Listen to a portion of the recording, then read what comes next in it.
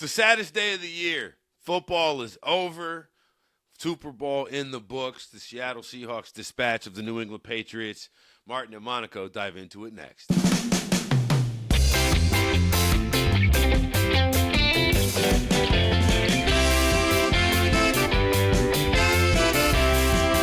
Alex still out, so we had Dave Dameshek out of the bullpen into the starting lineup, famously known for Football America in the Dan Le Batard universe. Dave, in your words, what's the poop, fella? Martin Weiss, the poop just got a little bit sweeter than it was a few seconds ago because I like my poop sweet, and that's exactly what you are, the human sweetener when it comes time to talk about all sports, including the game of life. It's a pleasure to see you once again. It's good to see you, too. You're going to the pen. If you were a skipper, let me right out of the gate interrupt you. If you were a baseball skipper, I think this is what would be your move to the pen? Would you, because there are like 3 or 4 different ways you can say to the guys down in the pen into the stadium and everybody watching at TV that I'm in charge and I'm taking out the pitcher on the hump currently for someone waiting. Sure. I would do, you remember in the Matrix, Morpheus, when they're in the fighting scene and he hits them with the come here like that? Yeah. That'd be mine to the bullpen. I mean, the tap of the shoulder, tap of the elbow, it's kind of played out. So I would probably and even think about going full wind-up karate style into the bullpen call, right? Because you got to set the tone. Again, you're the manager, right? You don't have much of a job, but you are still wearing the uniform of the people doing the real work. See, big tone setter energy. That's how I'd go about it. What say you? I mean, I like that answer. Turn it into a performance. Make it something. Make it your signature thing that you'll be known for no matter what team you're in charge of. I go I think like you say, I think the guy who you're in charge. You're an important person. You're one of 30 on the big blue marble. So if you feel like, oh, I got to let everybody know and tap the elbow like real hard like that, you're dancing for the man. You're already in charge. You know what I do? You barely even see it if it's me. Like I'm walking out there, I like the guys who just do the barely lift their arm thing. This move. Like that. Okay.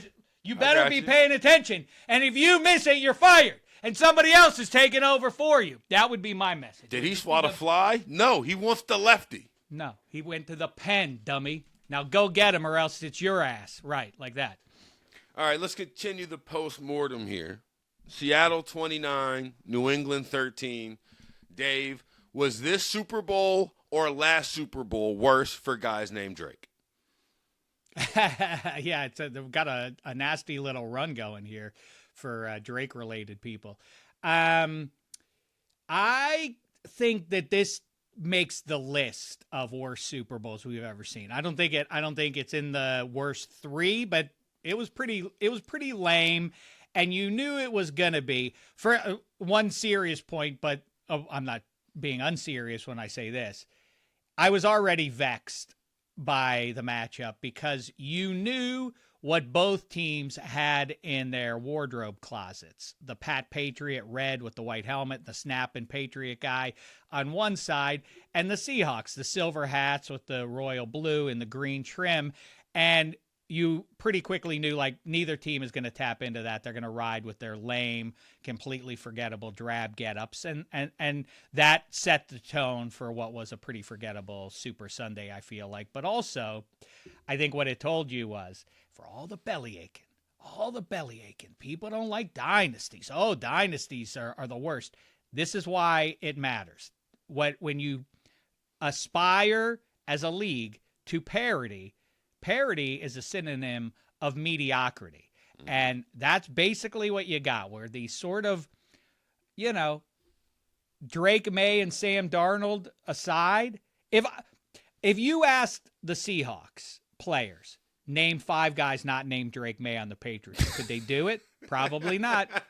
Probably not. Right? I agree. I will say there are several times I was watching the Patriots this year. You see the safety drop down Hawkins. I'm not sure who that is, right? Which Hawkins, right? Andrew Hawkins works for NFL Network at this point, or one of those. No, but I'd say in terms of You knew it was going to be rough, in my opinion, when you heard not one, but not two, but like 5 different reports about Mike Vrabel pulling the team off of the last practice to prepare for the simulated halftime, and that was the secret sauce. And then between the over-reporting of Mike Vrabel's genius in the last 2 weeks and the brazen, did you watch the tape? Because we watched the tape. What are they going to do to us? From the Seahawks, the entirety of the 2-week period, it was like either they are the most confident team of all time or they're just going to mollywop them. And sure enough, they mollywop them with that defense. Yeah, and I guess the takeaway is, and get ready, man. It's already well underway, but get ready for an entire offseason. At every stop along the way of the offseason express, from free agency, as we're looking at the players at the combine, the draft, and beyond. Defense wins championships. That's what you're going to keep hearing from all the old people. And it's not invalid given the fact that, the Broncos just about got there. And I think it's not fraudulent or otherwise. I'm sorry, Patriots fans, if it keeps you warm and keeps you warm 3 decades from now to look back and say, remember in January of 2026, had our QB been healthy, we would have beaten those Patriots and played in that Super Bowl.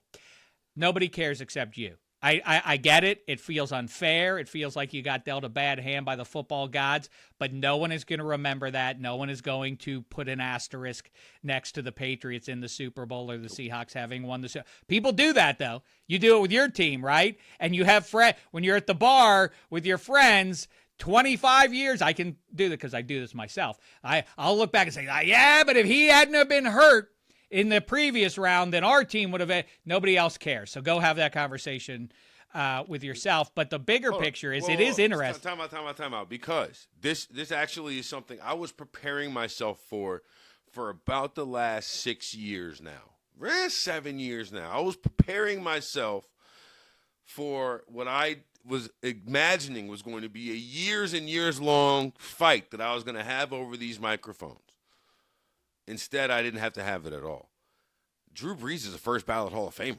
I was so ready for the bounty gate, right? The 7 and 9, the NFL colluded. It's not his fault. First ballot Hall of Famer. I was like, wait, I didn't even know the weight I was carrying. Now, I actually feel a little weird because I was ready for him to be like, I was ready to really ramp this up 2 years from now when he's like third time on the ballot. Like, we have to stop. We have to pay attention to history. What are we doing? You guys complaining about Belichick and Kraft and all of this. Look at this. Look at this. Look at the worst pass interference call in the history of NFL. They even refused to change the rules. I don't have to do any of it. Right. Yeah, we dodged that collective bullet, I guess. But right. It is, and there are instances where it feels just blatantly unfair. Lamar Jackson, for instance, Mark Andrews dropped the pass. Lamar Jackson threw a fine ball, but it is the QB league, and the QBs get paid 10 or 20 times more than most of the other fellas on their team. So whether or not you like it, you're gonna wear it. As I say, and back to where we were 4 minutes ago. Everybody knows who Drake Maye is. I'm sure the Seahawks all know Stephon Diggs and probably know Matt Collins because he's zany and doesn't wear shoes. But beyond that, I mean, really, everybody knows the QBs, and then everybody wants to defend them because everybody wants to show how empathetic they are. You don't need actual empathy here in the 21st century so long as you take to social media to say you feel sad for Josh Allen not winning the title or Lamar Jackson not getting to the Super Bowl. I think their lives are going to be just fine, but good for you to take time out of your precious time here on the Big Blue Marble to express that your heart goes out to the other one that we saw this past couple of weeks. Everybody, nothing else, is sideways in our society. So we have the luxury of just focusing in on these important issues like who the halftime show is and whether or not the bosomy old man who coaches at UNC should have gotten a gold jacket on his first bid. Everybody had to spend their sympathy dollars to let you know this is wrong. This is wrong. What's happened here? So but anyway, the other thing I'll say is just to get back to the old point, it is weird as we go into this offseason for all the I'm consumed by the QBs and where they stand in history and among their current peers and all of that. It is interesting. The Texans almost did, despite C.J. Stroud, almost really made some hay in this postseason. The Broncos almost went to the Super Bowl, and the Seahawks did win it. Those are your three best defenses. So what you take away from that, if you're a general manager or otherwise, it's a little weird how you devote your offseason dollars and draft picks to figure this thing out. But anyway, back to what we're talking about. I have a few big winners and losers from the Super Bowl. I'd love your opinion. I'm going to go kind of in Seahawks. order. They are the big winner. Patriots would be the bigger loser. Sneaky big winner, the Saints not drafting Will Campbell. Yeah, that's pretty good. That's pretty good. I like that. All right. That's a good second place winner. Oh, that poor dear man. The second place winner. Whatever he is. White dude's named Cooper. Cooper Kupp's a 2-time Super Bowl winner. And Mike McDonald, I know he's obviously about as drunk as his own supply as he possibly can be if that guy ever changes from, flatline.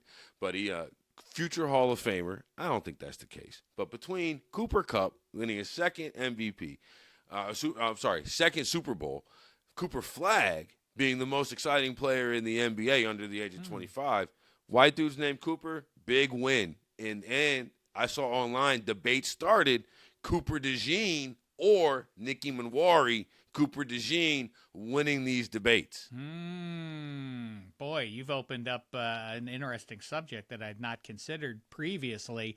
And what about, don't forget about, I don't know if this helps or hurts, Cooper Manning, has a TV show, I think. He has something going in sports media, I think at Fox Sports, in fact.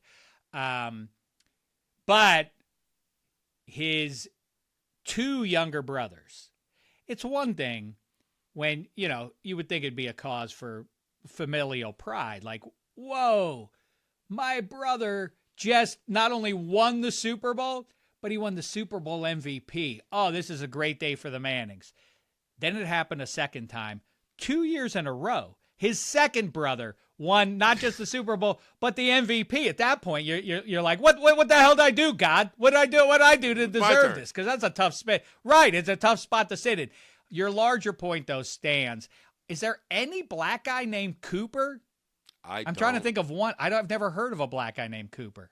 Outside of hanging with Mr. Cooper, which I don't think is fair to qualify because that's Mark Cooper, right? That's not Cooper, there's Michael Cooper. I mean, there are right. Coopers. There was Cecil Cooper of the Milwaukee Brewers. I mean, but I'm talking Cooper as a first name. There's a big I've long said I think that it's interesting when, like, I don't think there are any white guys named Shaquille, obviously.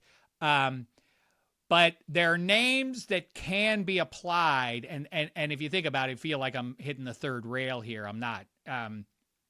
But there are names that are specifically that suit a black man better than a white man and vice versa. And I think the most curious one, the greatest division between what it says about you. If you are named Luther and you're white, I mean, you're probably not real woke. You're probably, if you're Luther, you probably are pretty hardcore about the pride you have in your heritage and so on. But if you're Luther, the black guy, man, you're a bad dude. You probably shave your head bald and everything. Probably, right? Like I bet Luther, those two Luthers wouldn't probably get along that well.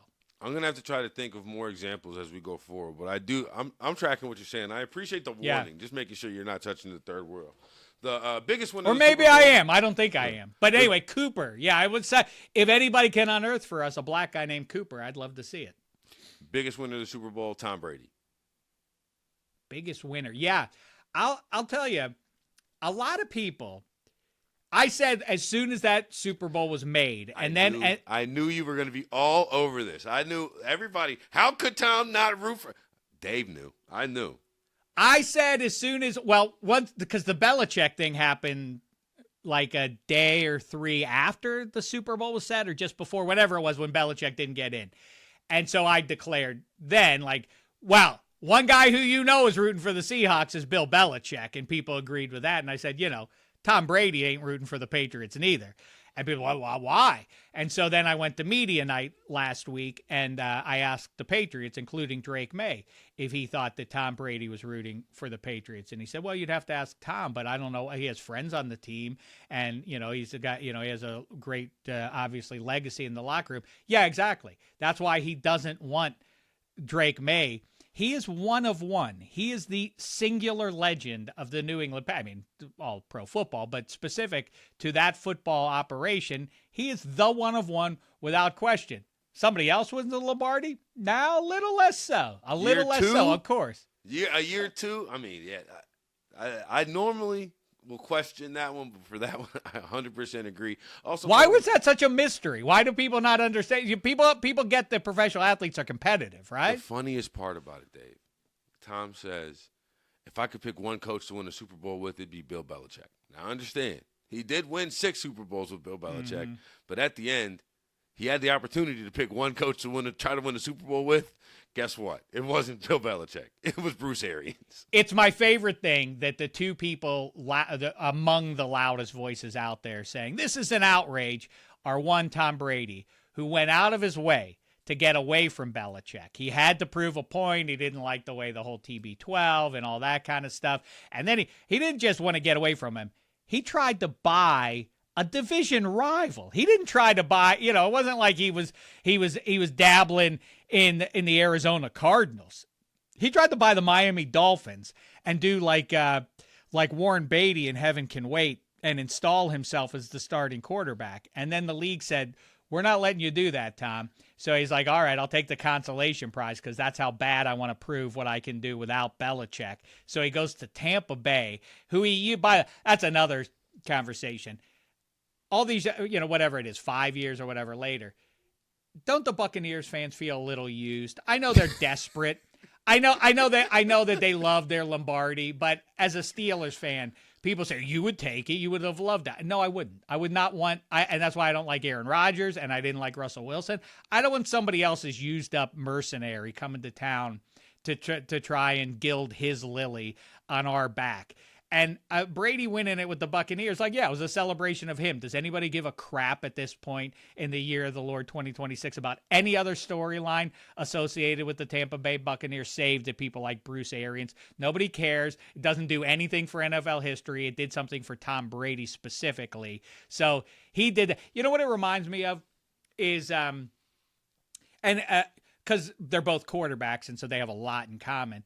Deshaun Watson, you guys remember him. Familiar. He, when he was the quarterback of the Houston Texans a decade or so ago, I guess, when the Super Bowl was played in Houston, Texas, I was out there for the week, and I was informed, Deshaun Watson interview, you and Deshaun sit down in an empty space early in the morning. Great.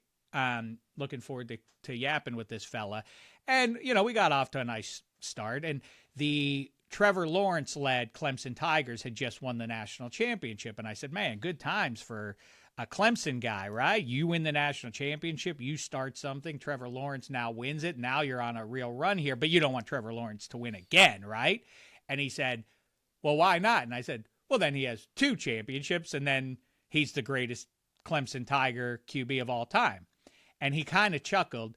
And then we moved on with the rest of a delightful back and forth or so, I thought. And then like an hour or so later, I got a call from the bosses.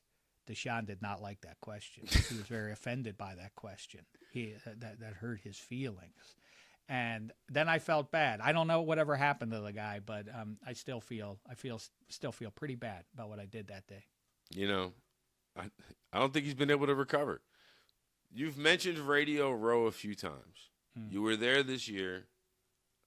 A very important question that I have to ask you because you were there asking the very important questions. Yes. Why is it in every single interview that you do on Radio Row, when you are asked the question, when you ask the question, who are you picking? Does your respondent say,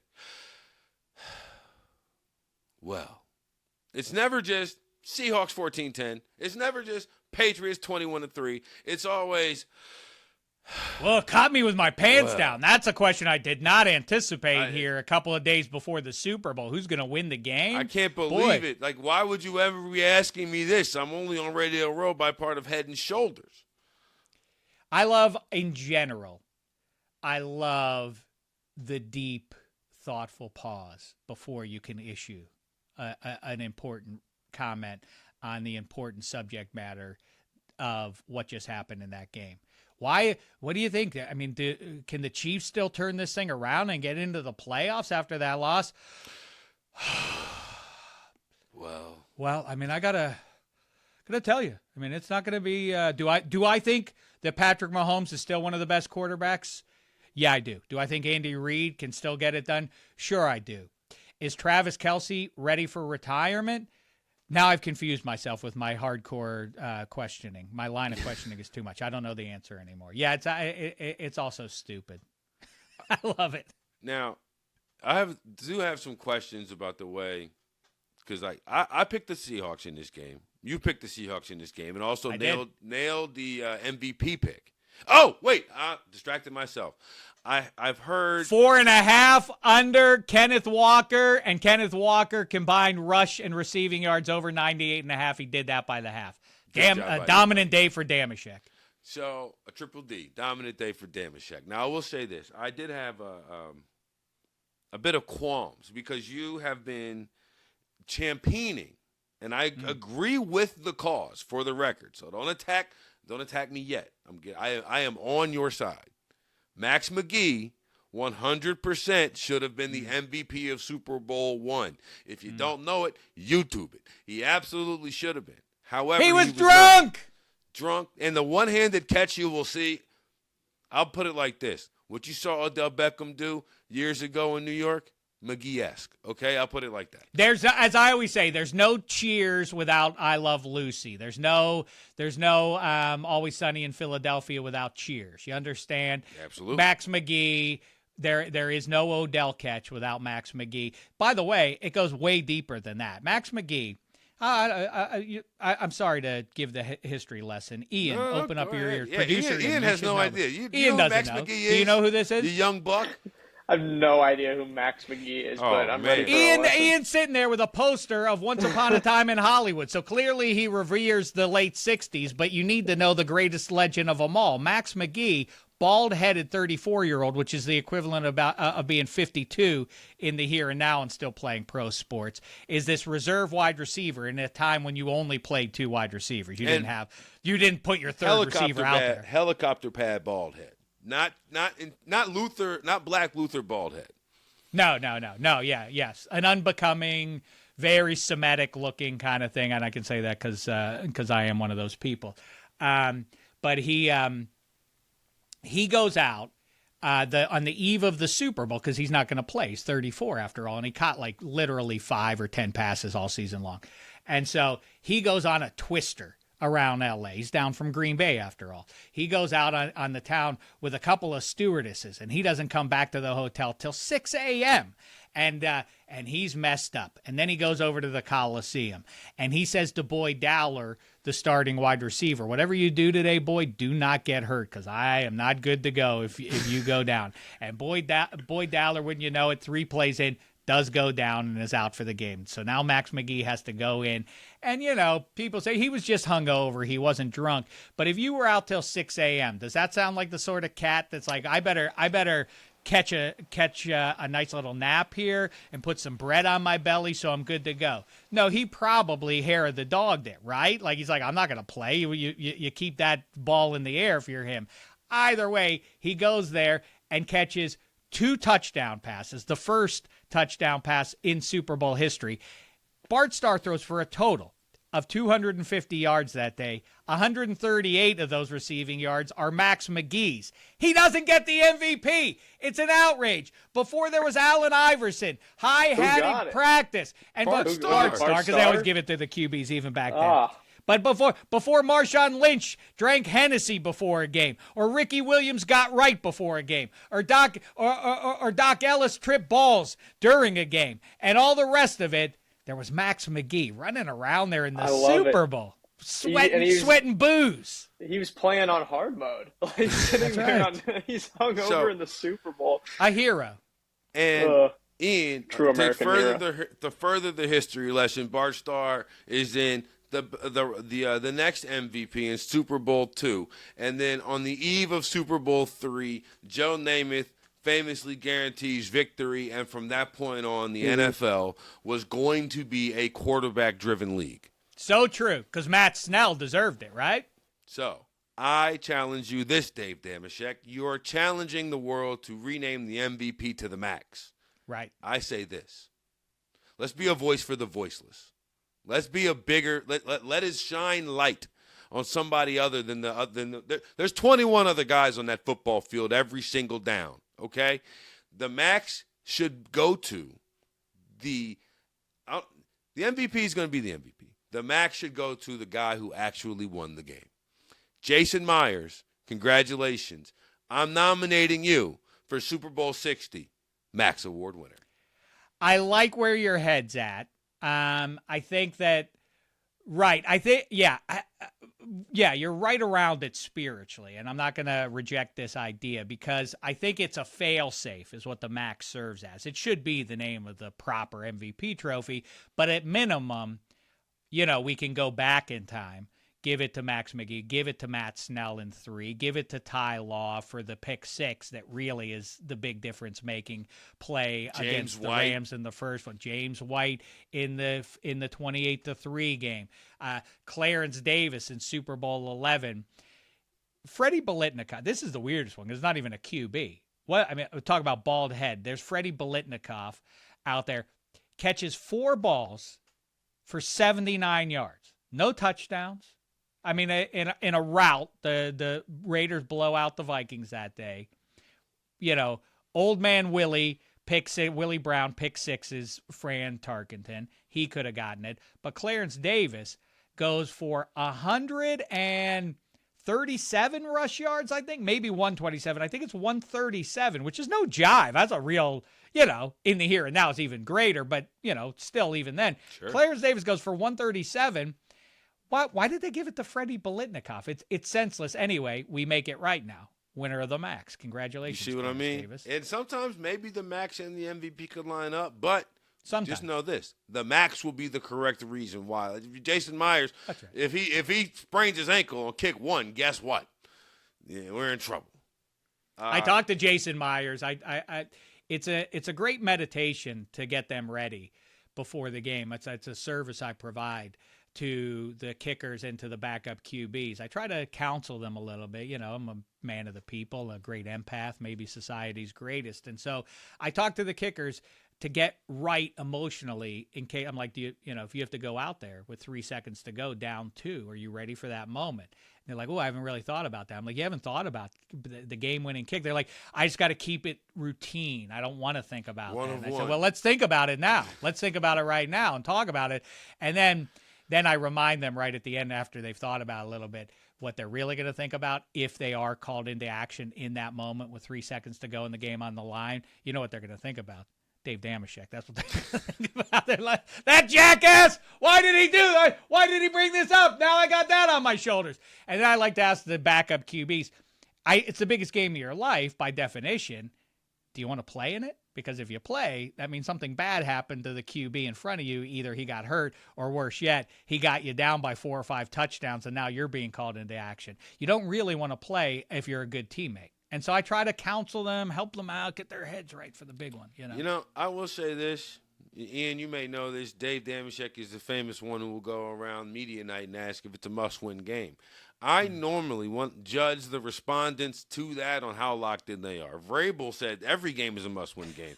Not locked in. It's clearly treated it like it was just any other game. Like they had another game coming up that week. So I think that there is something there. If you had told me that like Josh Dobbs has said, no, I'll get in the game because we're up by 40 and Drake will be celebrating, then I would have been like, I might have changed my opinion on what the Patriots could have done. But I don't imagine that he had that energy. Josh Dobbs was the biggest disappointment of media night for me because I did counsel him, as I just said. And then I also took to him because he was the smartest guy in the room there. He's a rocket scientist after all.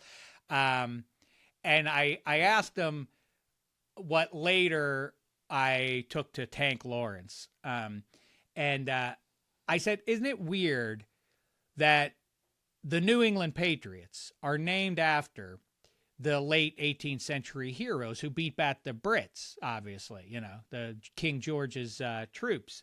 And now all these many decades and centuries later, when the New England Patriots go to honor one of their very best players, what do they give them? A red coat. I think they're trying to tell us something about where their heart actually is. And I told all this asked all this to Josh Dobbs, and he's like, I think you'd have to talk to Kraft about that. And then I decided the Patriots are no fun and the Seahawks are more fun. And so then that was where my heart went. So basically, we both picked the Seahawks based on those responses to some degree. They seemed too serious. Yeah, the Seahawks were like slap boxing at one point. Yeah, during media right. availability. Like these guys are loose. These guys are having a good time. Something else that was loose. I heard you talking about Lindsey Vonn and her ACL. Or lack thereof, with mutual friends Coley and Tyler. On mixtape, right? Good times. This was a good time, and I just wonder now, because I obviously had heard of the accident as it happened with Lindsey Vonn, but then I don't know what happened with your TV, because I feel like everybody had a different thing after the Super Bowl ended. Like mine went to the Burbs, something that was streaming on Peacock. So I went and switched back to the Winter Olympics, and I realized that Lindsey Vonn was about to go. And I wasn't planning on watching the injury live, like when it was just on the timeline. But then when it was on TV, I was like, well, I'm here now. And so which devastating performance in which you have a devastating injury would you have rather been in? 3 hours of the Super Bowl where you give up 14 pressures on a torn ligament, or 7 seconds on a downhill slope? My vote was for the 7 seconds because it's over like that. Or rather, just be tortured by 300-pound men who are faster than I am, chasing me around all day. That's the other Will option. Campbell was miserable on the edge out there. So I'm not taking the beating in Drake May's shoes. I'm Will Campbell just being repeatedly embarrassed in front of a global audience. Yeah, I think that. I mean, I think you'll agree. I agree with where your head's at. The embarrassment was worse than Drake May. I agree. I agree, but you also forget that I'm a delicate flower, and I wouldn't want to deal with the pain. But if you can endure that, she made herself a legend for all of time by doing that. So, I mean, which is a little surprising to me, to be 100% honest. A couple of people have texted me in the last few days and asked what I thought. And I said, good for her to at least give it a shot. And they said, really? Don't you know she took the place? This is two separate text chains. She took the place of somebody. Once she hurt her ACL, she knew she couldn't win. She should have given up her spot for somebody else. And also, with the injury, that consumed all the conversation. And so Breezy Johnson, or whatever her name is, to prove the point that I really don't know. I think that's her name, right? Which is the best name ever, Breezy. Breezy. I wish I could go back and name one of my kids that, because it's a great name. It reminds me of the Denzel Washington character in Devil in a Blue Dress. His name is Ezekiel Zeke. He's a cop or a detective or whatever, but his friends call him Easy. Can you imagine being named Easy Dameshek? Easy. Wouldn't that be pretty cool? Easy Weiss. Pretty nice. It's up there with Matt Money Smith as people like, how did you get this? And why didn't somebody like Martin Money Weiss would work just fine? Like, I'd be cool with that, but he's already got it cornered. Right, you probably don't. Right, you probably don't go work at the bank or become a scientist, whatever. If your name is Breezy, your career choices are probably limited based on that moniker. But either way, she didn't get the shine she otherwise would have. I mean, she's American, and I can remember some of the. Well, now I can't remember them. I'm gonna. Bill Johnson. Probably before at least Ian and maybe even you, Martin Weiss, walked the planet Earth. Bill Johnson won the gold medal in the downhill Olympics, and I still can summon his name however many 30 years or whatever since then. So yes, if Lindsey Vonn kind of takes the place of Breezy Johnson in my mind and everybody else's mind for the next 3 or 4 decades, right? Yeah, I'd say. Well, for 7 seconds. I'll never forget those 7 seconds. Also, move over Rick Pitino. Somebody else is renowned for the short clock for a few seconds. All right, I want to go back to the game real quick because I heard something in the lead up to the Super Bowl which further affirmed my concept that the Seahawks were going to win it. Mike Vrabel famously has sworn he'd cut his member off for a Super Bowl win. He then re-upped and said he would leave 6 inches, right? And so then I'm sitting here, and I'm watching the game, and he's punting on 4th down, and he's kicking extra points. And everybody's like, what is he doing? I was like, makes sense to me.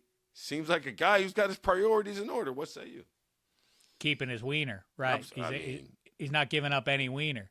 He might have to go ahead and just rescind the whole deal if he wants to be a champion. I think. Is that what the line was? The line, I want to keep 6 inches of it. He's like, I only cut off half. I'll keep 6. I'm paraphrasing. He's making a joke. He's not actually humble bragging, right? He's like trying to let the world know.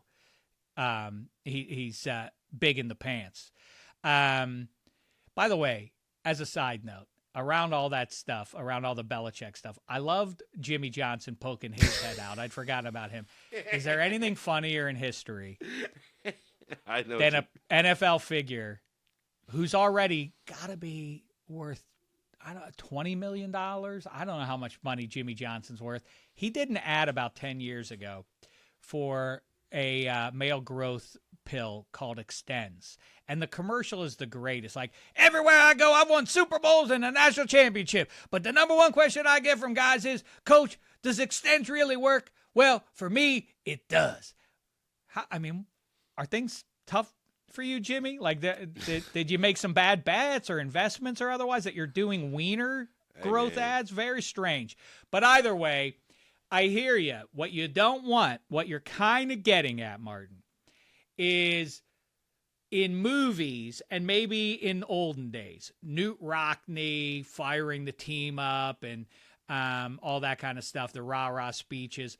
And if you see the old NFL film stuff of Marty Schottenheimer trying to jazz up the Browns before a big game, the playoffs, and he does it's like, there's a gleam, man. And all that stuff you see before a big battle in a war movie.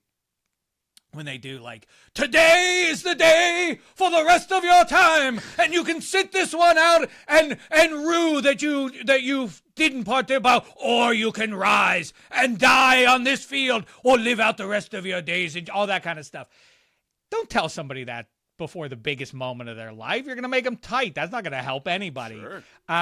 I sincerely believe that is one of Bill Belichick's more savvy, not that he's the only person who ever did that, but this idea of like it doesn't make the movie, but in real life, probably better to just tell everybody on the team, like, just do what I'm telling you to do. Take it nice and easy. Don't try to do more because it's a big spot. Don't try to like do more than you usually do. Just do your usual crap and we'll win the game. Yeah. That's probably better than like, win today and you shall be legend for, like too much. I don't know what to do with all that. That's probably what Vrabel did.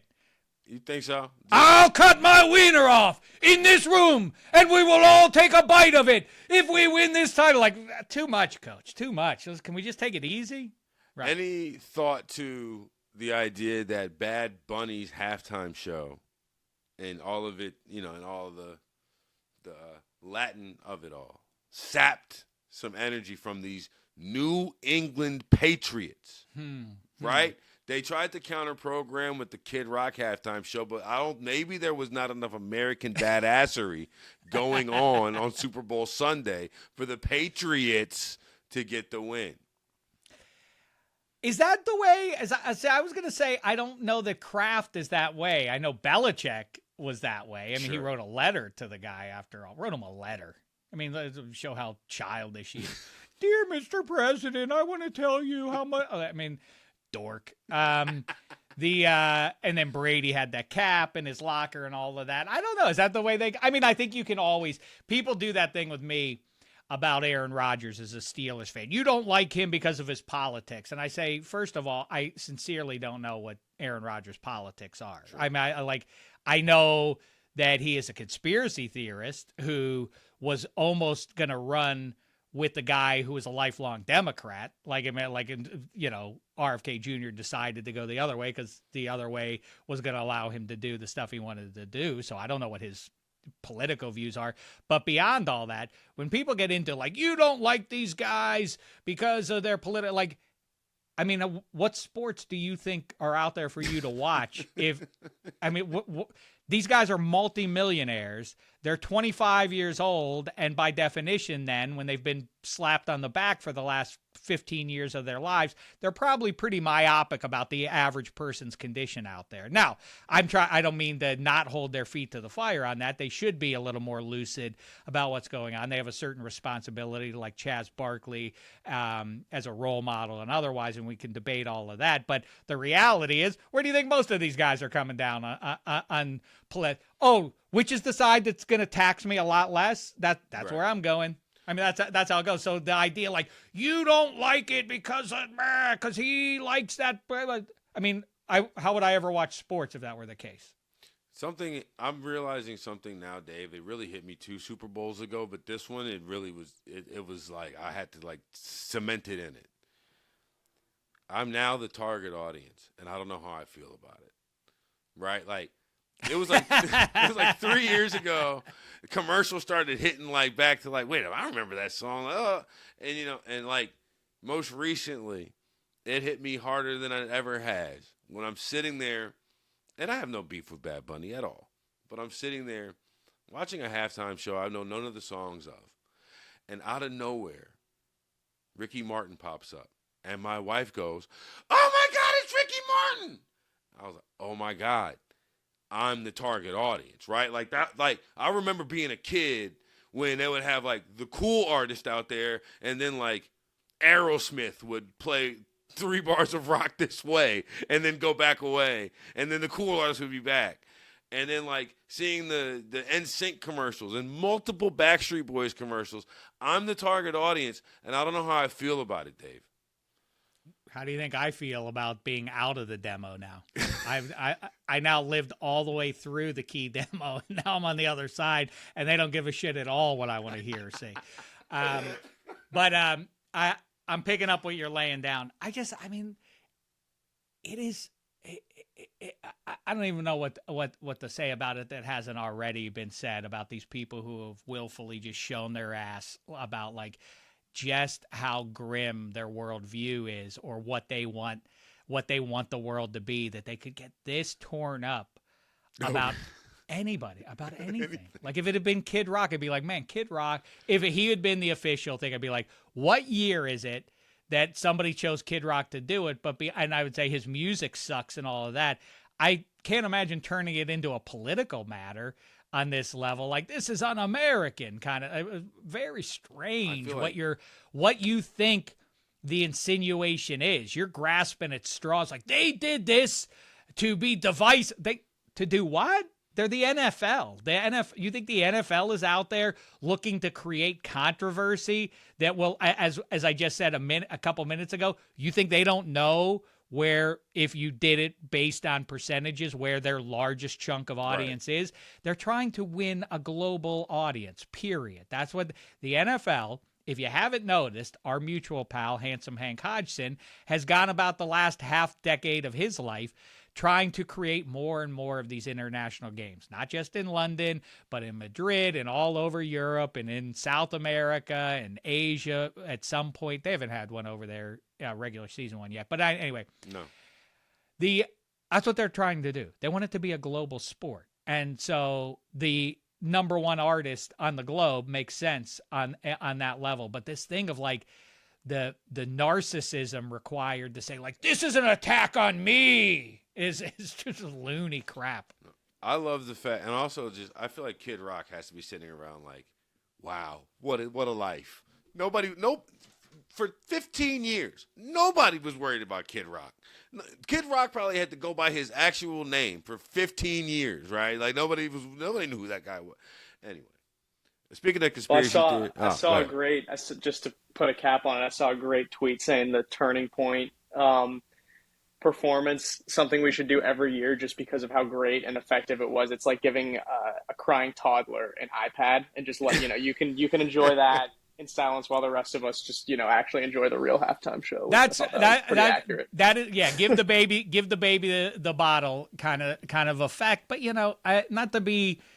Yeah, I mean, it deserves a glib response for real. I mean, when did it become a thing that it was representative of these United States or whatever? And by the way, Up With People played it, in like Super Bowl 10 or something like that.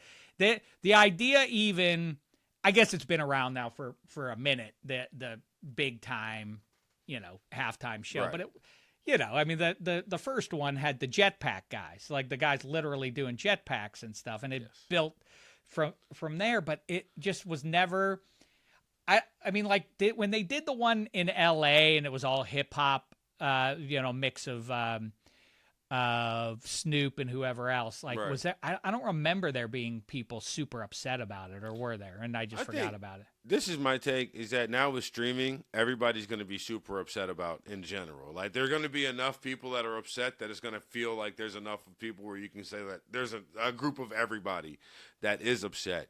In fun fact, do you know who's done the most Super Bowl halftime shows? I believe, and Dave, you might know this better than I do, but it's either the Grambling State University Marching Band or the Florida A&M University Marching Band. Is that right? It's one of those two. Because you're to the point, from like Super Bowl 1 to Super Bowl, I don't know, like 38 or whatever, there were marching bands doing the songs. I know I am a dork, as anybody listening has already figured out. I am proud of. I know if there's one sports trivia category that I will dominate above all others, it's Super Bowl era. NFL, these 60 years, and specifically the playoffs, and then more specifically the Super Bowls. And I can tell you all the MVPs and the scores and all the key plays of all the games and all so on and so forth, and why that team got there and the other team didn't. And all. I couldn't tell you a goddamn thing about the halftime show. I mean, I could tell you a couple, like, I don't know. Sure. Prince played in the rain, so I know that was the Colts-Bears game, but I couldn't tell you who played where. It's meaningless. Who cares? So let me draw on that Super Bowl era knowledge, because as I was watching the 3 minutes of Super Bowl pregame that I watched, I'm watching these people. That's another thing that makes no sense to me. Who are these people sit around and watch 4 hours of a pregame show? I turned it on at 3:25 local time. It's supposed to kick off at 3:30, which is a whole nother conversation for another day. Make games kick off at the scheduled time. Anyway, I'm watching NFC legends walk out of some shack on the side of Levi Stadium field. So. Why did they bring them in a U-Haul? Right. I'm watching, and I see Steve Young come out of this shack. I see, like, Eli Manning come out of this shack. And I see Jalen Hurts come out of this shack. I was like, Jalen Hurts? Really? I didn't even notice that. I was looking at it, and I was so struck by why are they in a Ryder truck? I don't get what's going on. I didn't even see Jalen Hurts. It was Jalen Hurts was in that group with Steve Young and I think Jerry Rice and Emmitt Smith, and I was just like, what? Was it former Super Bowl MVPs?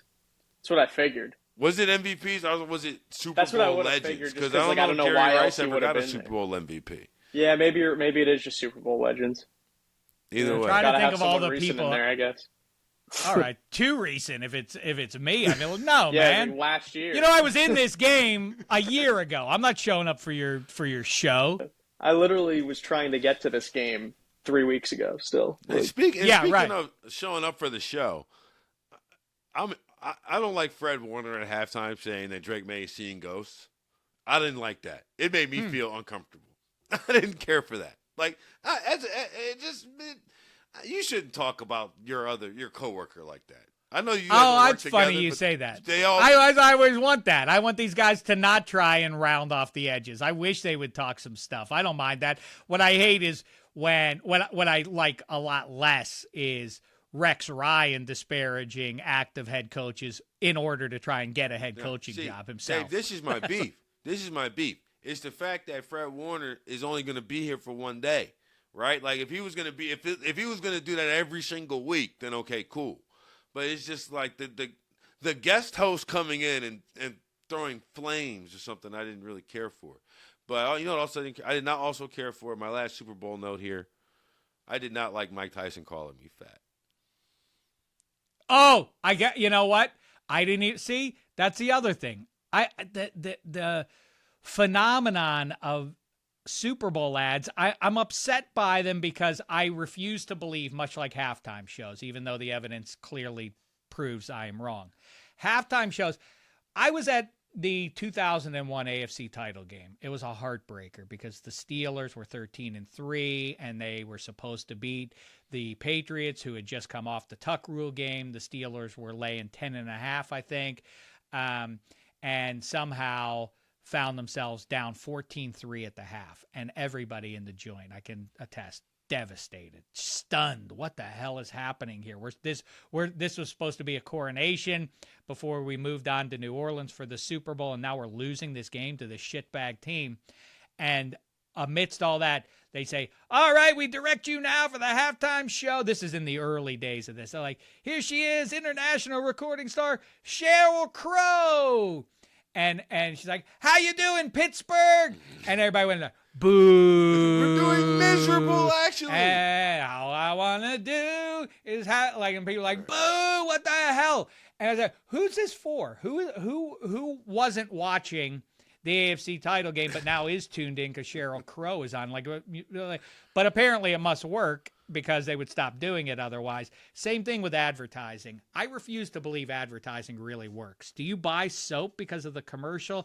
And yet, because I say that out loud and always have, and you always hear like, this commercial, this 30-second commercial cost $74 billion to air, kind of thing. And then I get extra angry about commercials. Like, this is what the money's going. This is what we're doing. So I don't even pay attention to the commercials. And especially this year when I saw that, I mean, how many of them were either for AI or in AI? Right. Ugh. Just about all of them. Yeah, it was. I just was sitting there. He's in there eating an apple. And he's like, yeah, my aunt used to call me fat. And I was like, I am not taking health advice from Mike Tyson. I'm not. The guy who did time. People forget. Not. People I don't. That's another thing as an old man that clearly, this is a good message for any. No matter what bad you've done in the world, if you just kind of smile for the next, I don't know how many years, depending, I guess, on the severity of the crime or otherwise, apparently people just eventually forgive you, no matter what it is. No matter if you're delightful for long enough or borderline sort of put a smile on your face, like, well, I don't know what he did. It's all right. John Gruden, all the way back now. You took the words right out of my mouth. John Gruden's back, huh? Okay. Yeah, he took nothing weird happened. He just chooses not to be a coach in the NFL. I don't even remember that whole story. We've moved on to a new set of emails, Dave. That's the problem. All right. So final question I have for you, and I've been thinking about this. This has actually been on my mind for quite a bit. For the longest time, I felt that this place did not get enough representation because I had never really had no knowledge of it. However, Pittsburgh is having a moment, Dave. Between the Pit, Mayor of Kingstown, and Task. Listen, Pittsburgh is on prestige television these days as a central part of the plot. All right? You want Chicago? You better have rabbit ears. Chicago PD, Chicago Fire, Chicago Med. No. Pittsburgh, we're paying subscription fees for Pittsburgh. And I tell you, I'm walking. I'm listening. I'm watching. My wife watches all these shows, right? And sometimes it's the middle of football season. It's week 7. I don't know what's on TV. I'm worried about, Seahawks, Buccaneers. So I'm sitting there and I hear this voice, and I was like, no. That sounds like me making fun of Dave. This has to be set in Pittsburgh. And sure enough, it was in Pittsburgh. It was at Show Task. And then I heard that Dana, trauma 2 over there. I was like, yep. This is Pittsburgh's having a moment. She does a bad one, but I take your bigger point. Yeah, her attempt at a Pittsburgh, I don't know what she's doing, but that ain't a Pittsburgh accent. It sounds like me trying to do it sounds like me making fun of it. You know what I'm saying? It's like, that's what it is. I don't, for the record, I don't have, people always say I do, but I don't have a Pittsburgh accent because I didn't want one and I was aware of it. And so I sort of forced myself out of having one, between 18 to 25. And instead, I wound up with this warped accent that people literally have asked me no fewer than 15 or 20 times since I've lived in LA for all these years. People have asked me over the years, like, are you from Alabama? Like, I can't place your accent. Like, no, I'm not from Alabama.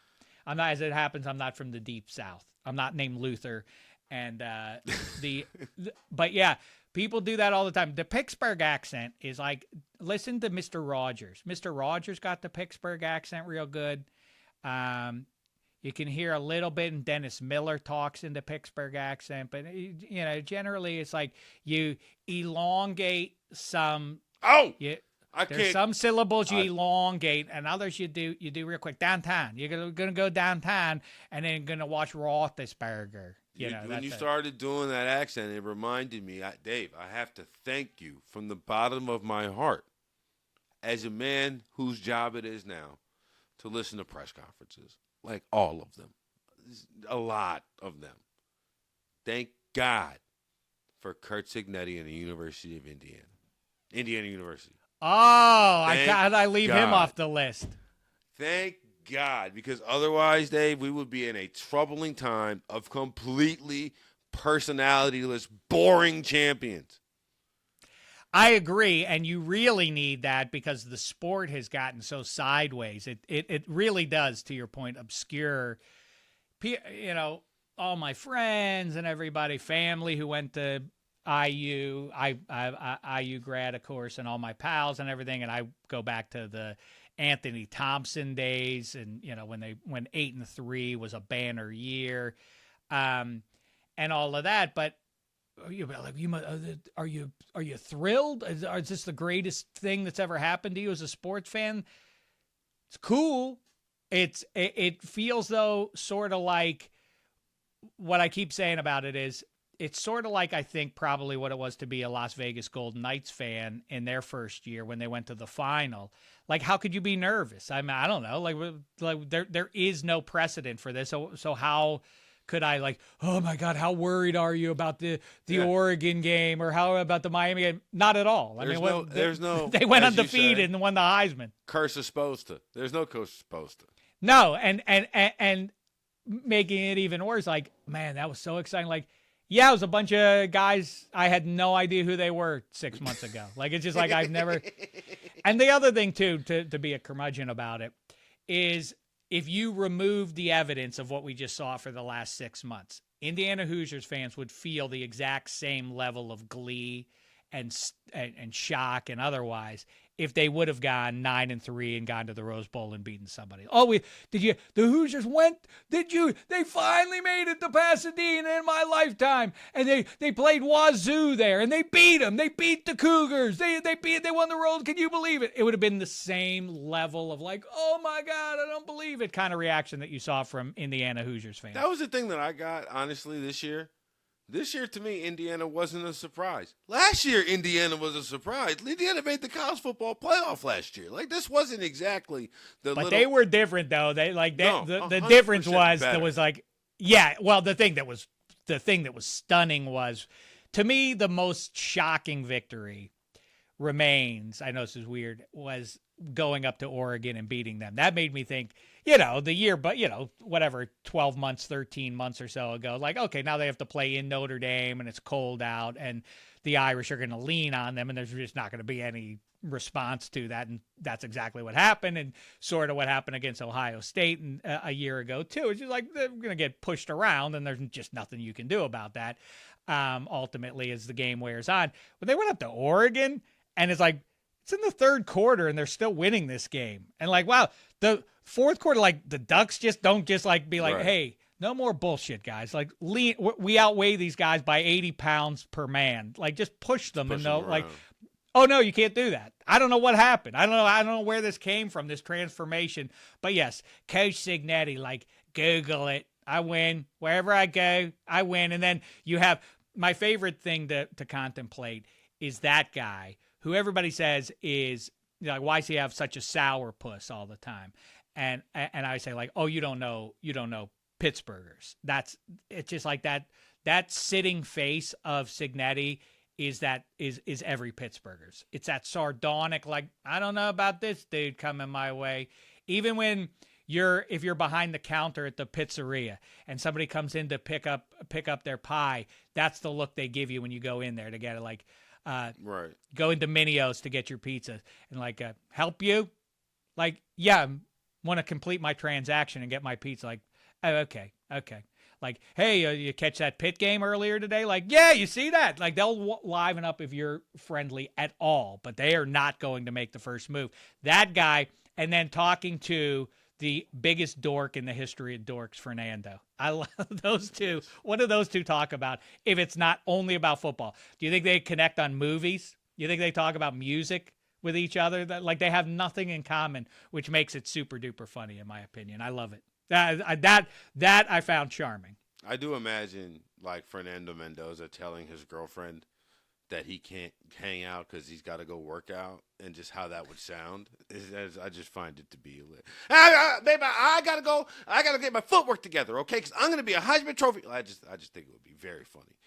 I have it on. Who told me that recently? I was somebody who would know about this. I can't think of who the quarterback was. Consulted Fernando on like it's like at some point, you know, dating.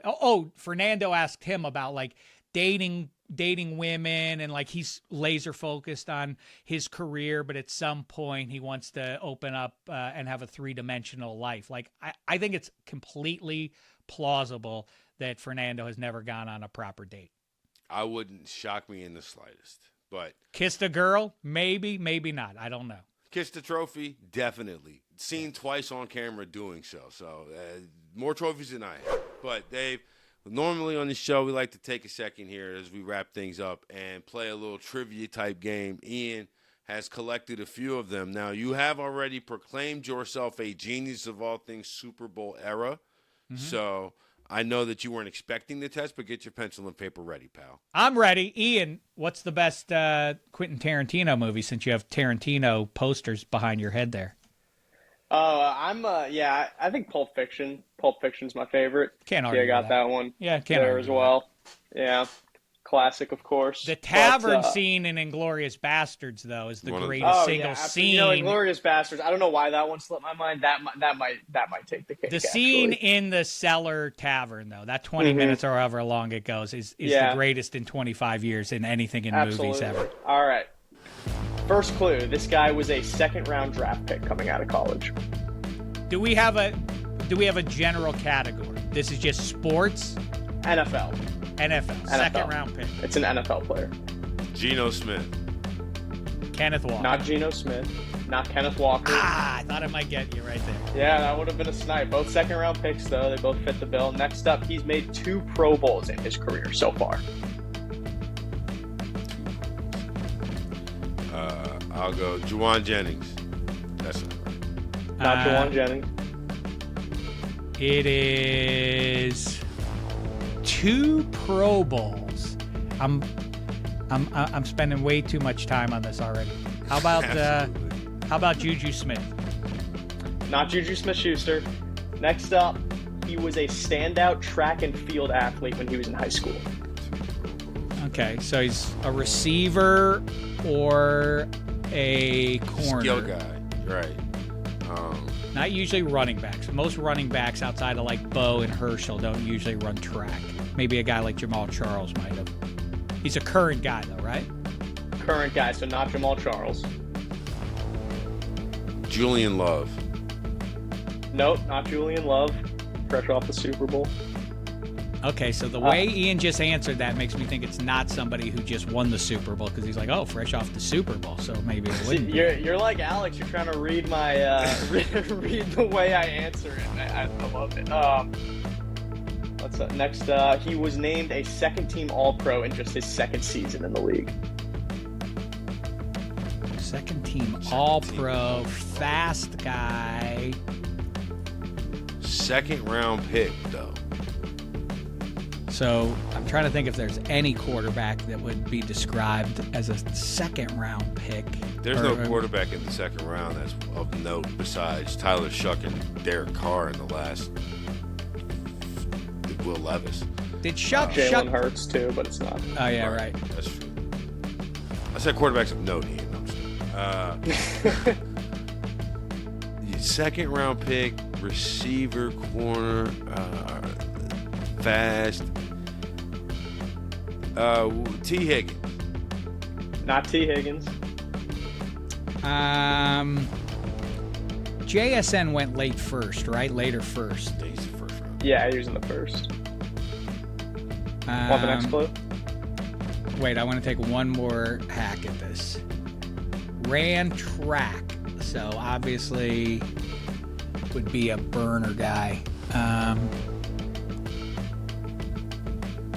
DK Metcalf. It's DK Metcalf. Holy shit. Wow, That's impressive, Dave. Okay, the next clues I would have given you guys were he's reached 1,000 yards receiving 3 times in his career so far. He was drafted back in 2019. He won MVP of the 2023 NBA Celebrity All-Star Game. Forgot about that. He tried out for the Tokyo Olympics but failed to qualify. He played college football at Ole Miss. And then the last clue would have been he famously chased down Budda Baker following an interception back in 2020. I think that one would have been a dead giveaway. But well done, Dave. Punched a fan? For your day. You punched a fan, too, DeKalin. You understand the Steelers, they had to get away from George Pickens because he was a ne'er-do-well. He just wouldn't, of course. He wouldn't behave properly in big spots. And then in the game the Steelers had to have against the Lions up there, DK Metcalf goes over because the guy said bad things to him and he punched him. Now people say, like, would you put up with that? No. I mean, would I fight somebody? No, I would take that on top of being called bad stuff, then I have to get knocked out on the street on top of it. But if I'm a pro football player and I'm at work, I think you probably have a number of options to go like, hey, Seth, see that guy over there? He's talking stuff to me. Go make sure he never is allowed back into the stadium again. Like that. That was the greatest. But anyway, yes. Yeah. He was the good soldier. They had to get rid of George Pickens, though. Let's start with Dave. If you want to just ask a question to narrow it down. Am I in the AFC? You are in the AFC. Am I in the AFC? You're not in the AFC. Do I play offense? You do not play offense. Do I play offense? You do not play offense. Both defense. Do I play in either the AFC East or North? Yes. Have I gotten a contract extension? Yes, you have. NFC defense off my rookie deal. Do I play in the AFC North? You do not play in the AFC North. Did my team make the playoffs this year? Your team did make the playoffs. Do I play in the front 7? No, you do not. Do I play in the NFC West? You do play in the NFC West. All right, so now I'm down to 16 possible answers, pretty much, unless you're going to throw a nickel into there, which you could conceivably. But, 4 core, I guess you could expand that to 5 and make it 20 names, since nickel is his base these days. Let me see. Wait, let me go. There is the color blue, not to be confused with turquoise, you understand, or aqua. Blue. You know what blue is, not with green elements. Like your uniform color? Is blue a part of my base uniform? Yes, blue is a part of it. Have I played for more than one team in my career? Yes, you have. I think I know who this is. Am I in the Bills?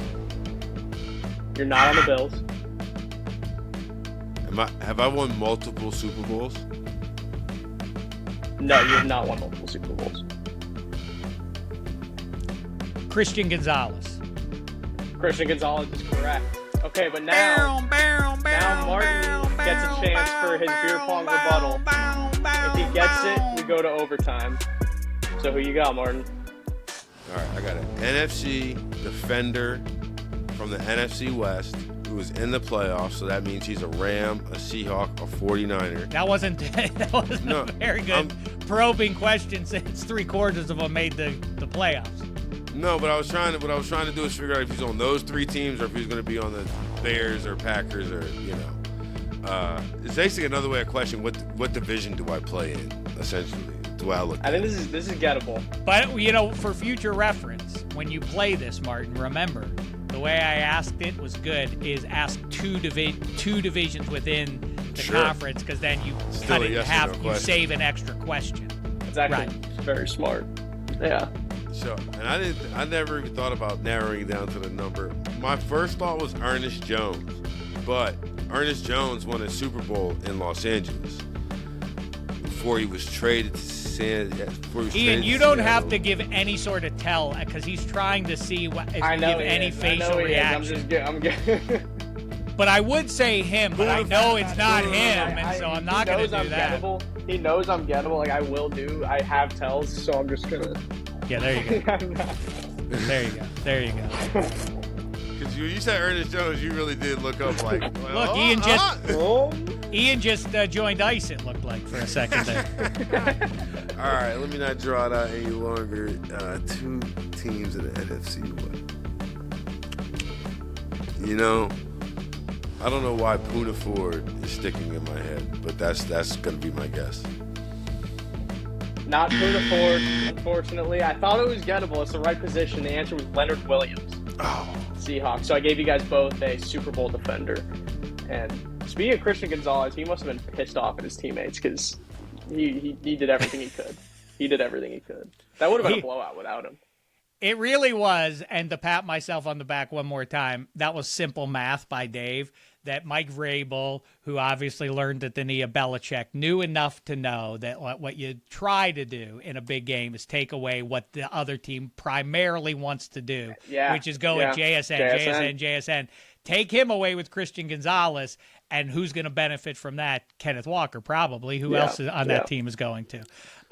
There's one more thing I want to put on your radar, Dave, before we break for everything, and I want you to carry this with you as you move forward through the off season, right? Because we don't have a lot of data points for some of these kind of unknown coaches. However, what I have found in my research is that the haircut decisions from the Shanahan-LaFleur tree are questionable at best. And whatever Mike LaFleur's got going down in Arizona is grounds for firing already. Yeah. Oh, no. I don't know what his brother is doing, first of all, with the facial hair, because he could otherwise be held up along with Dave Canales maybe as our most handsome. Now, the conversation, a different category is which head coach would win a fight, because that's really emerged in the last 5 years as a fascinating possible competition that will never actually really like happen. The Campbells and the Vrabels have started to bring that one back. There was too many McDanielses out there for the fighting to. It's who was the weird. I've gotten some weird answers on that question. I should ask. I mean, I almost asked Vrabel, but then I was like, well, obviously he would beat up Mike McDonald, so that's not a good question. Yeah, the facial hair, and I'll leave you with this. I like to ask, and I did ask Mike McDonald instead of who would win in a fight, was he planning to shave the morning of the Super Bowl? And he gave a kind of a lame answer. But I think it's a great thing to consider, like, on Super Sunday, because everybody's going to see you. And so do you want to be clean, Or do you want to say to the teammate, to your foes and the world, like, I have better shit to worry about. I have better. I ain't got time for shaving. And in fact, I have long said to running backs, don't shower in the Super Bowl week. Like, just smell as bad as you can. They'll get a hold of you once early and be like, not again. No, thank you. I'd like to win, but I mean. It's like Caleb Williams in the entire draft process. You gradually saw his hair just getting more disheveled, his beard just untreated. Like, dude, this guy's locked in. This guy's locked in. Sentiment. I don't have time for nonsense. Right. That's great. He's gonna shave. That's some of your best work. That's some of your. I'm gonna have to go. Was it opening night? I'm gonna go back and find the answer. I don't know if that made the final cut. I got to start putting out the individual chunks of that. Mike McDonald going like, I was like, hey, the face, because that's how I got into it. You hear the first part of the question I bring up to him. I'm like, given the fact that your QBs are hirsute, you have Sam Darnold with the orange and Drew Lock has a mustache. He's like, what hirsute? What are you talking about? I'm like, hairy. He's like, oh, okay. He didn't know what hirsute meant, but. No. There you go. Well, the man doesn't have a lot of time for much. Words, kids. It's straight football with Mike McDonald. He is the most football coach of any football coach out there right now. So let's wrap it with this, Dave. You're way too soon. Super Bowl 61 prediction. You will be held to this. I have given this a little thought, not a ton. I will go Vikings-Ravens. How about that? Vikings-Ravens. Put that in your pipe and smoke it. Third year. A lot of purple. Third year I believe in those. J.J. McCarthy, huh? First year coach Jesse Minter. Those guys on the QBs who are the real deal, who are still on their rookie deal, so you can flesh out the whole rest of the roster. That's what J.J. McCarthy is. I like KOC quite a bit. I like what they have going. Things just didn't work out. He got hurt and all of that. And I do think that there's a chance, at least, that the Ravens roster is close enough if they can fix up the secondary a little bit that it'll be like, that it got stale with Harbaugh. A new voice in there will turn that defense around. And since Mike McDonald left, don't forget where he came from. The defense fell off after 2 years because McDonald was gone. If Minter is the real deal and fixes that up, I think it makes all the sense in the world. A lot of purple in 61. I love the Ravens next year. I've seen Jesse Minter up close and personal when he was defensive coordinator in Michigan. Everybody said he was stealing the signs, and you know what? He just went on for the next 4 years and didn't allow a touchdown. It felt like, it didn't matter, signs or no signs. Baltimore is high up on my list as well. In fact, am I ready to say Lamar Jackson gets over the hump? I'm ready to say Lamar Jackson gets over the hump. They will be my AFC representatives in the Super Bowl. Also, they will be met by, you've been on this train and I don't like it, Dave, especially in a world where Sam Darnold just won the Super Bowl. I am not I'm not a Lions fan, but I'm not somebody who looks at the Lions and says, another year with Goff? Really? I'm not that. I think that's a good team, and if they can get a guard, center, guard together, to me, Jared Goff says, just like we saw with Sam Darnold, in the right situation, he's going to win you way more games than you're going to lose them. If that team can just, maybe just field 6 starting defenders out for the season as opposed to, all 11 and then 3 subs, I think that team could win the North. And if you win the North, they'll have the 1 seed. And if you win the 1 seed, you only got to win 2 games to go to the Super Bowl. That's my math on it. I like that, and I shouldn't pick the Ravens spiritually as a Steelers fan, so my 1A would be the Chargers. Again, if they get that offensive line right, the whole thing was built on that, and then they were decimated, and so, it was a lost season, essentially. If they get that right, it'll be a year delayed in the Harbaugh plan. Well, Dave, thanks for coming on, pal. What a pleasure. What a pleasure. I saw you have everybody from the DDFP and Extra Points and all the podcast pass on your show during the week. So I said, let me get him on mine. Maybe he'll think about me again. Just kidding. I do. I don't think that's necessarily true, but all right.